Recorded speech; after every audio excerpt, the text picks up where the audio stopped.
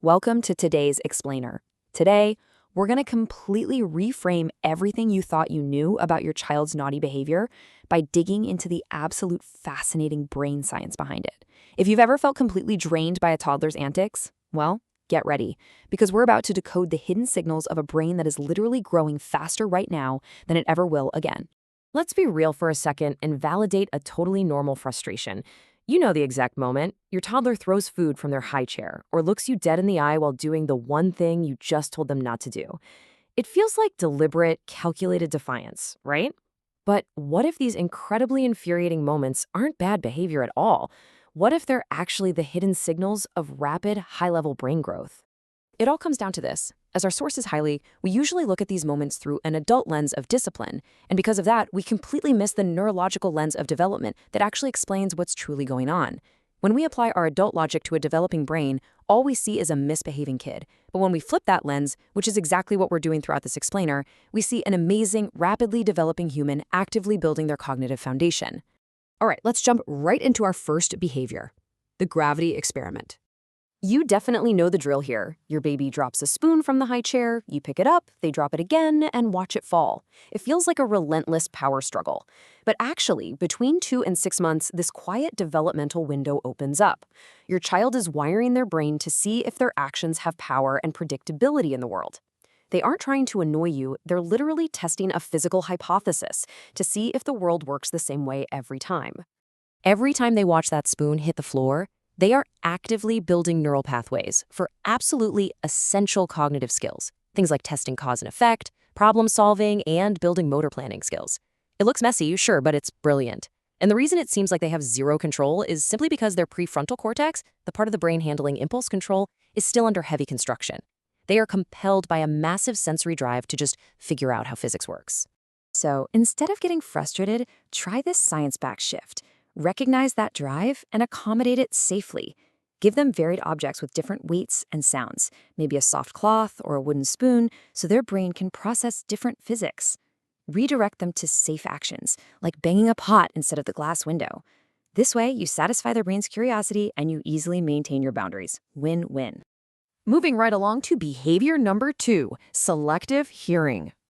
We all know this scenario perfectly. You give an instruction, and your child acts like you aren't even in the room. It feels like pure defiance. But because that prefrontal cortex is still developing, their listening brain genuinely cannot process your words when they're deeply focused on play. Young children have a super limited attentional capacity. Think of it like this. When they are deeply engaged in play, it acts exactly like they're wearing noise-canceling headphones. Your words really just aren't landing. Now, here is the kicker. Yelling across the room actually backfires. Why? Because a loud, angry voice triggers the amygdala, the brain's built-in smoke alarm. When that alarm sounds, it literally shuts down the listening part of the brain completely. So you're inadvertently making it neurologically impossible for them to follow your directions. So how do we bypass that smoke alarm? You just need this specific 3-step workaround to capture their limited attention. First, get right down to their eye level. Second, say their name first to break through the focus. And third, keep your instruction to 5 words or fewer.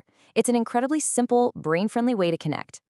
Before we hit the remaining behaviors, let's take a quick look at cognitive tools and brain architecture. Our sources point out that matching this rapid brain growth with appropriate cognitive tools can actually give a child a huge intellectual edge. For example, they highlight the Phonics Foundations program, noting that it goes way beyond just early reading. It actively stimulates the neurodevelopment required for superior pattern recognition. It's explicitly designed to work with the child's natural brain architecture to build foundational cognitive tools for life. Okay, jumping back in with behavior number 3, the constant no. This is exactly what's happening when your toddler suddenly refuses their perfectly good blue cup and vehemently demands the red one instead. This brilliantly illustrates the difference between what we see as stubborn, picky defiance and what's actually happening. Their brain is realizing they are a completely separate person with independent thoughts and intentions. It's not about the cup at all. It's all about their autonomy.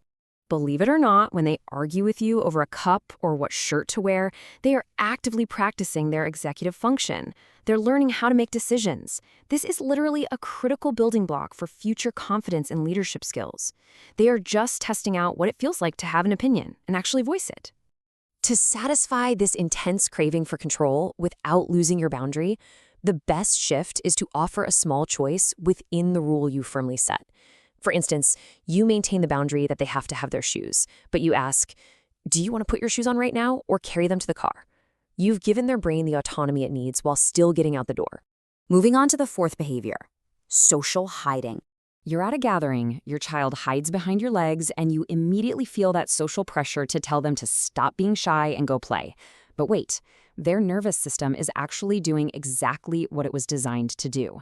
It's a neurological process called stranger safety calibration. They're observing a brand new environment from a secure base, which is you, to ensure it's safe before taking a social risk. If you force compliance by peeling them off your leg and pushing them forward too quickly, you actually accidentally teach their brain that new situations and people are a threat. That risks creating long-term social anxiety. Instead, just let them observe from the safety of your arms.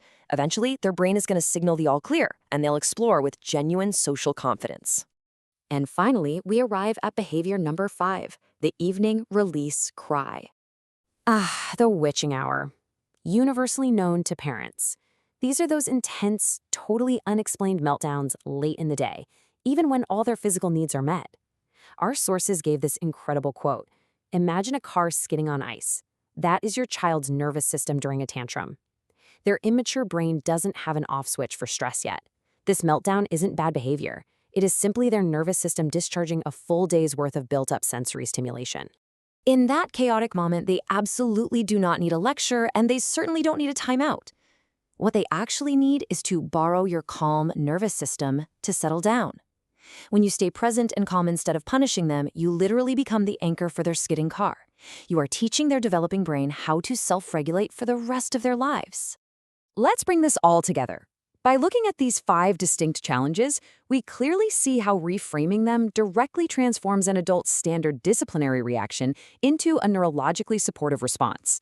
By identifying the underlying brain goal, whether it's cause and effect, deep focus, autonomy, safety calibration, or sensory discharge, you can completely change how you guide your child.